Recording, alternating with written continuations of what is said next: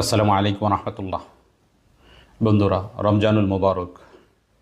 যারা পূর্ব থেকেই শক্তি অর্জনের জন্য আমরা মধু সেবন করে থাকি, রমজান মাসে মধু কোন সময় কিভাবে খেলে ভালো উপকার পাওয়া যাবে এ ব্যাপারে গবেষণা করে যেটা দিবালোকের ন্যায় স্পষ্ট হয়েছে সেটা হলো, যদি রাতে আপনি সেহরি খাওয়ার পরে 1 চামচ মধু, ঔষধের মতো করে যেমন আমরা 1 চামচ ঔষধ খেয়ে থাকি, এইভাবে যদি আপনি 1 চামচ মধু খান রাতে সেহরির পরে, তাহলে এই মধু আপনার হজম শক্তিকে শক্তিশালী করবে।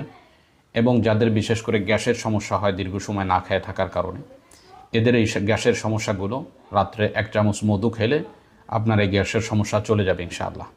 এবং সারাদিন শক্তি ধরে রাখতে এই 1 চামচ মধু সহযোগিতা অর্জন করবে। 2 নম্বর, ইফতারের সময় আপনি যদি খেজুরের সাথে মিশ্রণ করে মধু খান, তাহলে স্বাভাবিক অবস্থায় আমরা প্রত্যেকেই সারাদিন অনাহারে থাকার ফলে, সারাদিন রোজা থাকার কারণে ইফতারি করার পর আমাদের শরীর একেবারে নেতিয়ে পড়ে, দুর্বল হয়ে যায় এবং আমরা সকলেই ক্লান্তি অনুভব করি। এই ক্লান্তি দূর হতে তারাবি পর্যন্ত সময়ও দূর হয় না। তো আপনি যদি দ্রুত ইফতারের সময় অতি দ্রুত আপনার শক্তিকে ফিরিয়ে আনতে চান, আপনি যদি সবল হয়ে যেতে চান, তাহলে ইফতারের সময় খেজুরের সাথে যদি আপনি মধু খান, তাহলে আপনার এই শরীর যে দুর্বলতা অনুভব হয় এটা অতি দ্রুতই সারিয়ে ফেলবে এই মধু ইনশাআল্লাহ। এবং অতি দ্রুতই আপনার শরীরকে রিল্যাক্স করে দিবে এবং আপনার শরীরে শক্তি ফিরে আসবে ইনশাআল্লাহ। তারাবির পরে ঘুমানোর পূর্বে যদি 1 কাপ কুসুম গরম পানিতে আপনি অল্প কিছু মধু মিশ্রণ করে এটা খেয়ে আপনি রাতে ঘুমান, তাহলে আপনার শরীরের শক্তি ঠিক থাকবে।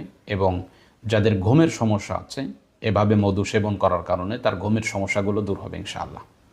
এবং যে সমস্ত রোগীরা জিন্নাতের কারণে রমজান মাসেও কষ্ট পাচ্ছেন, এদের জন্য একটা উৎকৃষ্ট উপদেশ হলো যে আপনি এই মধুকে সূরা জিন পাঠ করে মধু এবং পানিতে ফু দিয়ে সকালে সেহরির সময় যেভাবে বলা হলো এভাবে মধু খাবেন, এবং রাতে ঘুমানোর সময় গরম পানিতে মিশ্রণ করে মধু খাবেন। তাহলে কয়েকদিনের মধ্যেই আপনার এই জিন্নাতের সমস্যাগুলো চলে যাবে ইনশাআল্লাহ। তাহলে আমরা রমজান মাসে এই গুরুত্বপূর্ণ মধু এটা আমরা সেবন করে আমাদের শরীরকে ভালো রাখতে পারি ইনশাআল্লাহ।